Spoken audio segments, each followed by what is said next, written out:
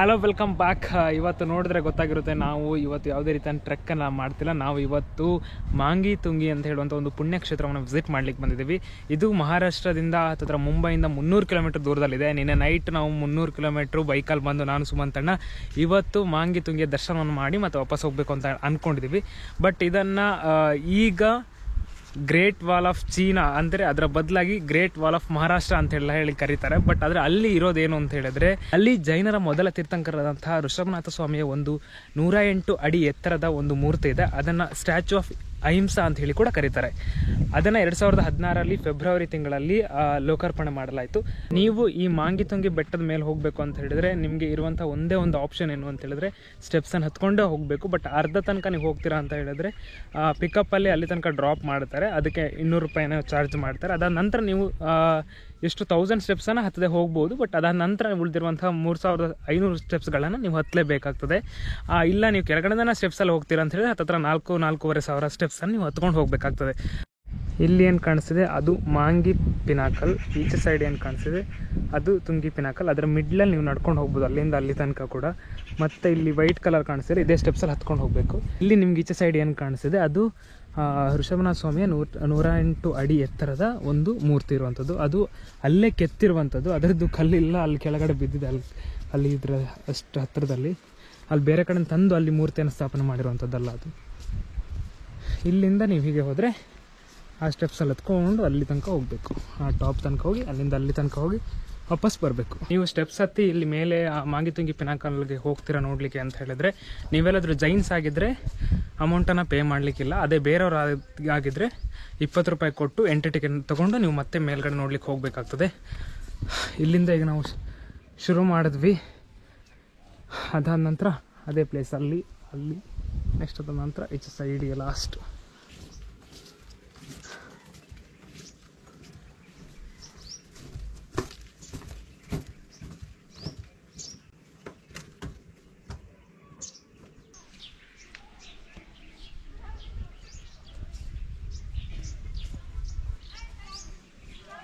ನಾವು ಹತ್ತಿರ ಈಗ 1000 ಸ್ಟೆಪ್ಸ್ ಕಂಪ್ಲೀಟ್ ಮಾಡಿರ್ಬೋದು. ಶುರು ಮಾಡಿದ್ದು ಆ ಎಂಡಲ್ಲಿಂದ ಹೀಗೆ ಹತ್ಕೊಂಡು ಬಂದು ಇನ್ನು ಇದೇ ಕಲ್ಲು, ನಾನು ಆಗ ಹೇಳಿದೆ ಅಲ್ವಾ, ಕಲ್ಲೆಲ್ಲ ಮೂರ್ತಿ ಕೆತ್ತನೆ ಮಾಡಿದ್ದು. ಮತ್ತು ಅದಾದಮೇಲೆ ಅಲ್ಲಿ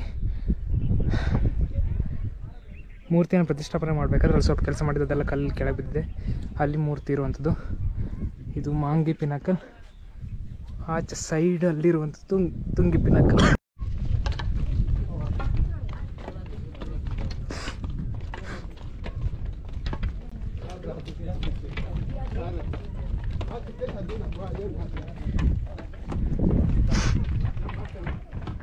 ಮಾಂಗಿ ತುಂಗಿ ಪಿನಾಕಲ್ ಇದು. ನೀವು ಮೇಲ್ಗಡೆಗೆ ಹೋಗ್ತೀರಾ ಅಂತ ಹೇಳಿದ್ರೆ ಹತ್ತಿರ 4500 ಸ್ಟೆಪ್ಸನ್ನು ಹತ್ತಬೇಕು ಅಂತ ಹೇಳಿದೆ.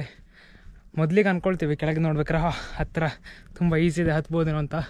ಬಟ್ ಇಲ್ಲಿ ಬಂದು ನೋಡಿ ಈ ರೀತಿದೆ. ಕಷ್ಟ ಅಂತ ಹೇಳಿ ಅನಿಸ್ಬೋದೇನೋ, ಆದರೆ ಕೆಲವೊಂದು ಟೈಮ್ ಮುಂದ್ಗಡೆಯಿಂದ ಬರೋರು ಕೆಲವೊಬ್ಬರು 65 ವರ್ಷದವರಾಗಿರ್ತಾರೆ, 70 ವರ್ಷದವರಾಗಿರ್ತಾರೆ. ಇನ್ನು ಕೆಲವರು 5 ರಿಂದ 6 ವರ್ಷದವರಾಗಿರ್ತಾರೆ. ಅವರೇ ನಮ್ಗಿಂತ ಸ್ಪೀಡಲ್ಲಿ ನಮ್ಗಿಂತ ಎನರ್ಜಿಲಿ ಇದ್ದಾಗ ನೀನು ಕಂಪ್ಲೀಟ್ ಮಾಡ್ಬೋದು ಅಂಥೇಳಿ ಒಂದು ಮೋಟಿವೇಶನ್ ಬರುತ್ತೆ. ಆ ಮೋಟಿವೇಶನ್ ಒಟ್ಟಿಗೆ ಹೋಗ್ತಾ ಇದ್ದೀವಿ.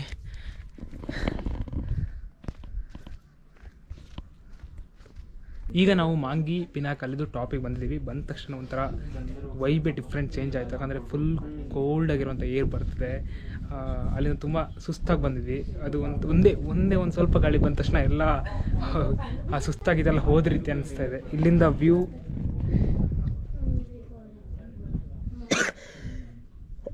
ಹೀಗಿದೆ. ಇಲ್ಲಿ ಅಲ್ಲಿ ಬಸ್ತಿ ಇರೋದು. ಇಲ್ಲಿ ನೋಡಿ ಚಿಕ್ಕ ಚಿಕ್ಕ ಮೂರ್ತಿಗಳು.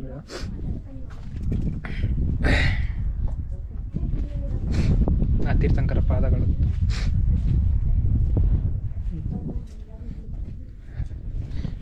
ಬಟ್ ನಾವು ಇನ್ನೊಂದು ಯೋಚನೆ ಮಾಡಬೇಕೇನು ಅಂತ ಹೇಳಿದ್ರೆ, ಇದು ಮಾಂಗಿ ತುಂಗಿ ಅಂತ ಹೇಳುವಂಥದ್ದು ಜೈನರ ಒಂದು ತೀರ್ಥಕ್ಷೇತ್ರ. ಸೊ ಹಾಗಾಗಿ ಇದನ್ನು ಟ್ರೆಕ್ಕಿಂಗ್ ಪ್ಲೇಸಾಗಿ ಕನ್ವರ್ಟ್ ಆಗ್ಲಿಕ್ಕೆ ನಾವು ಬಿಡಬಾರ್ದು. ಇದನ್ನು ನಾನು ಈ ಪ್ಲೇಸಿಗಂತ ಮಾತ್ರ ಹೇಳ್ತಿರಲ್ಲ. ನಾನು ಲಾಸ್ಟ್ ಟೈಮ್ ಕೇದಾರ್ನಾಥ್ ಹೋದಾಗಲೂ ಕೂಡ ಅದೇ ನಂಗೆ ಫೀಲ್ ಆಗಿತ್ತು. ಯಾಕಂದರೆ ಅದಕ್ಕೆ ಅದರದ್ದೇ ಆದಂಥ ಕೆಲವೊಂದು ಪವಿತ್ರತೆಗಳೆಲ್ಲ ಇರ್ತದೆ. ಸೊ ಅದನ್ನು ಕಳ್ಕೊಳ್ಳಿಕ್ಕೆ ನಾವು ಬಿಡಬಾರ್ದು. ಕೇದಾರ್ನಾಥಲ್ಲಿ ಕೂಡ ನಂಗೆ ಅದೇ ಫೀಲ್ ಆಗಿತ್ತು. ಸೊ ಇಲ್ಲೂ ಕೂಡ ಸ್ವಲ್ಪ ಅದೇ ರೀತಿ ಫೀಲ್ ಆಗ್ತದೆ, ಎಲ್ಲರಿಗೂ ಎಂಟ್ರಿ ಕೊಟ್ಟದ್ರಿಂದ ಇರ್ಬೋದು. ಹಾಗಾಗಿ ಅವರು ಒಂದು ಟ್ರೆಕ್ಕಿಂಗ್ ಪ್ಲೇಸ್ ಥರ ಟ್ರೀಟ್ ಮಾಡ್ತಾರೆ, ಬಟ್ ನಮ್ಗೆ ಅದು ಆ ರೀತಿಯಾಗಿ ಆಗಿರಲ್ಲ. ಸೊ ಹಾಗಾಗಿ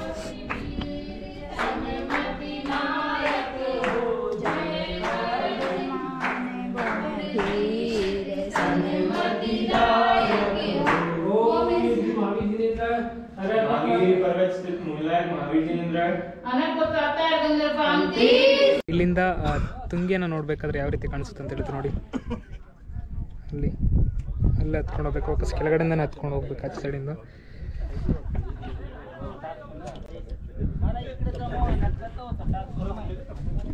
ಸ್ವಲ್ಪ ಇವ್ರುಗಳ ಪ್ರಾಬ್ಲಮ್ ಜಾಸ್ತಿ ಇದೆ, ಏನು ತಗೊಂಡ್ ಬಂದ್ರು ಇಟ್ಕೊಳ್ತಾರೆ.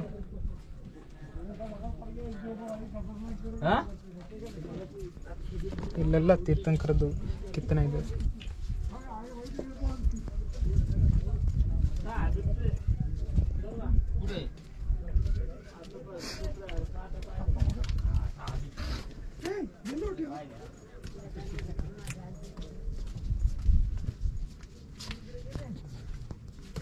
ಇಲ್ಲೇನು ನೋಡ್ತೀರಾ, ಅಲ್ಲೇ ಒಂದು ಬಸದಿ ಟೈಪಲ್ಲಿ ಒಂದು ಚಿಕ್ಕದಾಗಿದೆ. ಅದನ್ನ ನಂತರ ಇಲ್ಲೊಂದು ಪ್ರದಕ್ಷಿಣೆ ಹಾಕ್ಕೊಂಡು ನೆಕ್ಸ್ಟ್ ಹೋಗಬೇಕು. ಇದು ಮಾಂಗಿ ಮೇಲ್ಗಡೆ ನೋಡ್ತಿದ್ರಲ್ಲ, ಇದು ಕಂಪ್ಲೀಟ್ ಮಾಂಗಿ ಪಿನಾಕಲ್, ಒಂದು ತುಂಗಿ ಪಿನಾಕಲ್ ಪಕ್ಕದಲ್ಲಿ ಏನು ಕಾಣಿಸುತ್ತಲ್ಲ ಅದು.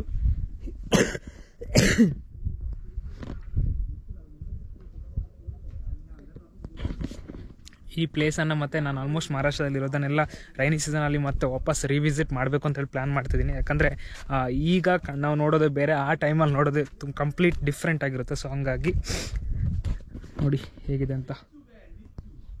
ಇದು ಏನಿದೆ ಅದು ಮಾಂಗಿ ಪಿನಾಕಲ್, ನಮಗೀಗ ಮುಗಿಸ್ಕೊಂಡು ಬಂದಿರುವಂಥದ್ದು. ಅಲ್ಲಿ ಕೆಳಗಡೆ ಇರುವಂಥದ್ದು ಋಷಭನಾಥ ಸ್ವಾಮಿಯ ಮೂರ್ತಿ ಇರುವಂಥದ್ದು. ಇನ್ನು ಮುಂದೆ ನಾವು ಹೋಗ್ತಾ ಇರೋದು ಇಲ್ಲಿ ತುಂಗಿ ಪಿನಾಕಲ್. ಇದಕ್ಕೆ ಇದು ಒಂದು ಈಸಿ, ಪರವಾಗಿಲ್ಲ. ಅಂದರೆ ಮಾಂಗಿಗೆ ಬಂದಮೇಲೆ ಅಲ್ಲಿಂದ ತುಂಗಿಗೆ ಹೋಗೋಂಥ ಅಷ್ಟೇನು ಕಷ್ಟ ಅಂತ ಅನಿಸಿಲ್ಲ. ಮತ್ತು ಇನ್ನು ಅಲ್ಲಿ ಸ್ವಲ್ಪ ಸ್ಟೆಪ್ಸ್ ಇದೆ ಅಪ್, ಸೊ ಅದೊಂದು ಚೂರು ಕಷ್ಟ ಆಗ್ಬೋದೇನೋ. ಅಲ್ಲಿ ಹೋದ್ಮೇಲೆ ಅಲ್ಲಿ ಯಾವ ರೀತಿ ಕೋಲ್ಡ್ ಆಗಿರುತ್ತೆ, ಯಾವ ರೀತಿ ವೈಬ್ ಇರುತ್ತೆ ಅಂತ ನೋಡಬೇಕು. ಬಟ್ ಈಗ ಫಸ್ಟ್ ಇದು ಮಾಂಗಿ ಪಿನಾಕಲ್ ಒಂಥರ ಫುಲ್ ಪೀಸ್ ಆಗಿತ್ತು. ನೋಡ್ಬೇಕು ಇಲ್ಲಿ ಯಾವ ರೀತಿಯಾಗಿ ವೈಬ್ ಇರುತ್ತೆ ಅಂತ ಹೇಳಿ.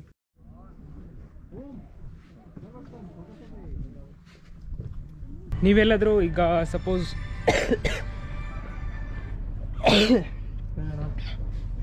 ನೀವೆಲ್ಲಾದರೂ ಪಿಕಪ್ಪಲ್ಲಿ ಬಂದಿದ್ರೆ 200 ರೂಪೀಸ್ ಕೊಟ್ಟು ಅಂತ ಹೇಳಿದ್ರೆ, ನೀವು ಇಲ್ಲಿ ಋಷಭನಾಥ ಸ್ವಾಮಿ ತೀರ್ಥಂಕರ ದರ್ಶನ ಮಾಡಬೇಕು ಅಂತ ಹೇಳಿದ್ರೆ ಇಲ್ಲೊಂದು ಕಾಣಿಸುತ್ತೆ ಅಲ್ವಾ, ಇಲ್ಲಿ ಇದು ಲಿಫ್ಟು ಅಥವಾ ಸ್ಟೆಪ್ಸ್ ಎರಡು ಕೂಡ ಇದೆ.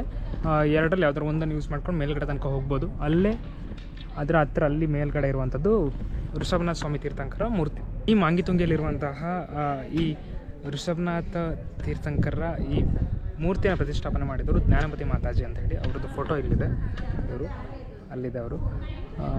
ಕೊನೆಗೆ ಆ ಪ್ಲೇಸ್ಗೆ ಬಂದರೆ ಈ ರೀತಿ ಕಾಣಿಸುತ್ತೆ.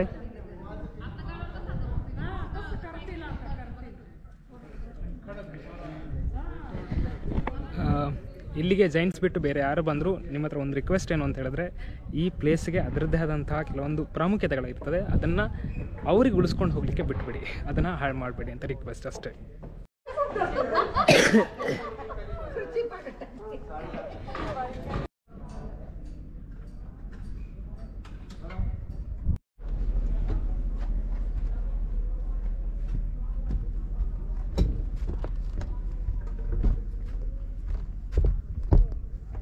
ಇದಿಷ್ಟು ಈ ವ್ಲಾಗಲ್ಲಿ ಇರುವಂಥದ್ದು. ಮತ್ತು ಈ ಪ್ಲೇಸಿಗೆ ನೀವು ಮಾಂಗಿತುಂಗಿ ಬರ್ತೀರಾ ಅಂತ ಹೇಳಿದ್ರೆ ನಿಮ್ಮದು ಓನ್ ಟ್ರಾನ್ಸ್ಪೋರ್ಟೇಷನನ್ನು ಪ್ರಿಫರ್ ಮಾಡೋದು ಒಳ್ಳೆಯದು. ಯಾಕಂದರೆ ಇಲ್ಲಿ ಬಸ್ ಇರೋದು 1-2 ಅಷ್ಟೇ ಬಸ್ ಇರೋದು, ತುಂಬ ಕಡಿಮೆ ಇದೆ. ಸೊ ಹಾಗಾಗಿ ಓನ್ ಟ್ರಾನ್ಸ್ಪೋರ್ಟೇಷನನ್ನು ಪ್ರಿಫರ್ ಮಾಡಿ, ಅದೊಂದು ಪಾಯಿಂಟು. ಇನ್ನೊಂದೇನು ಹೇಳಬೇಕು ಅಂತ ಹೇಳಿದ್ರೆ, ಈ ಟ್ರಿಪ್ ಮುಗಿಸಿದ ಮೇಲೆ ನಮಗೆ ಒಂಥರ ಪ್ರೌಡ್ ಫೀಲ್ ಬರ್ತಿದೆ. ಸುಮಂತ್ ಅಣ್ಣಗಂತೂ ಗೊತ್ತಿಲ್ಲ, ನನಗಂತೂ ಪ್ರೌಡ್ ಫೀಲ್ ಬರ್ತಿದೆ. ಯಾಕಂದರೆ ನಮಗೆ ಸ್ಯಾಟರ್ಡೇ ಒಂದು 7 ಗಂಟೆಗೆ ಆಫೀಸ್ ಮುಗಿದಿದ್ದು, ಅದನ್ನು ಮುಗಿಸಿ 300 ಕಿಲೋಮೀಟ್ರ್ ಬೈಕಲ್ಲಿ ಬಂದು ಮಾರ್ನಿಂಗ್ ರೀಚ್ ಆಗಬೇಕಾದ್ರೆ 5 ಆಗಿತ್ತು.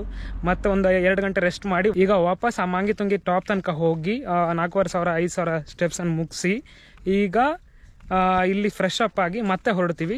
ನೈಟ್ ಒಂದು ಏನಿಲ್ಲ ಅಂದರೂ 1 ಆಗಬೇಕಾದ್ರೆ ರೂಮಿಗೆ ರೀಚ್ ಆಗ್ತೀವಿ. ಮತ್ತೆ ಮಾರ್ನಿಂಗ್ ಎದ್ದು 9:30ಗೆ ಆಫೀಸಿಗೆ ಹೋಗಬೇಕು. ಸೊ ಹಾಗಾಗಿ ಸ್ವಲ್ಪ ಪರವಾಗಿಲ್ಲ, ಮ್ಯಾನೇಜ್ ಮಾಡ್ಬೋದು ಅಂಥೇಳಿ ಅದಕ್ಕೆ ಒಂದು ಪ್ರೌಡ್ ಫೀಲ್ ಆಗ್ತಿದೆ. ನೆಕ್ಸ್ಟ್ ಟ್ರಾವೆಲಿಂಗ್ ಎಲ್ಲ ಮಾಡ್ತಾ ಇದ್ದರೆ ಇನ್ನು ಗೊತ್ತಿಲ್ಲ, ಇನ್ನು ಆಫೀಸಲ್ಲಿ ಹಿಂಗೆ ಆಗ್ತದೆ, ಅದ್ರ ಮೇಲೆ ಡಿಪೆಂಡ್ ನೆಕ್ಸ್ಟ್ ಟ್ರಾವೆಲ್ ಮಾಡಬೇಕಾ ಇಲ್ಲ ಅಂತೇಳಿ. ನಾನು ಅದೇ ಓಲ್ಡ್ ವೀಡಿಯೋಸಲ್ಲೆಲ್ಲ ಹೇಳಿದ್ದೆ, ಏನು ಅಂದರೆ ಮೊದಲು ಏನೋ ಆಗ್ತಿತ್ತು ಕಾಲೇಜಲ್ಲೆಲ್ಲ ಇರಬೇಕಾದ್ರೆ ಒಂದಿನ ರಜೆ ಹಾಕಿದ್ರು ಪರವಾಗಿಲ್ಲ ಅಂತ. ಬಟ್ ಈಗ ಕೆಲಸ ಶುರು ಮಾಡಿದ್ಮೇಲೆ ಈಗ ಕಮಿಟ್ಮೆಂಟ್ಸ್ ಎಲ್ರಿಗೂ ಜಾಸ್ತಿ ಆಗಿರುತ್ತೆ. ಹಂಗಾಗಿ ಸ್ವಲ್ಪ ವೀಡಿಯೋಸ್ ಕಮ್ಮಿ ಬರ್ಬೋದು, ಈಗಲೇ ಕಮ್ಮಿ ಇದೆ, ಇನ್ನೂ ಸ್ವಲ್ಪ ವೀಡಿಯೋಸ್ ಕಮ್ಮಿ ಬರ್ಬೋದು ಅಂತ ಹೇಳ್ತಾ ಇವತ್ತಿನ ಬ್ಲಾಗ್ನ ಮುಗಿಸ್ತಿದ್ದೀನಿ.